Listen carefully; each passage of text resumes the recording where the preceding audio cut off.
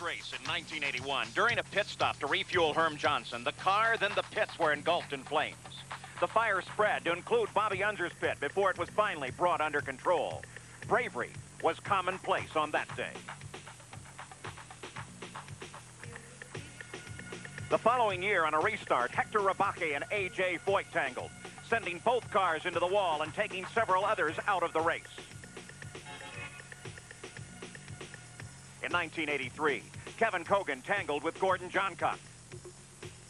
The front of Gordy's car was crushed, and he suffered leg and foot injuries. On the final lap of that same race, John Paul Jr. challenged, then passed Rick Mears for the lead.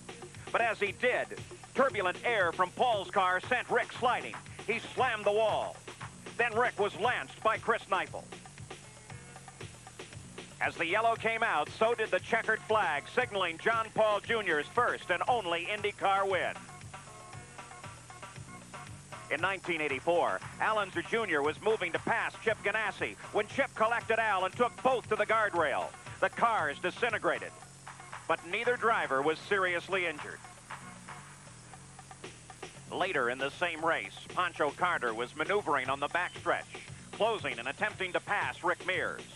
But then he lost control. As he ricocheted off the guardrail, he sheared off the thick supporting posts. The car protected its passenger through all of that and a frightening series of flips and rolls. With only a little help, Pancho Carter limped away from this accident. One of the most unusual incidents occurred here in 1984 when Gary Bentonhausen did pirouettes on the top of Howdy Holmes' car. Neither driver was injured.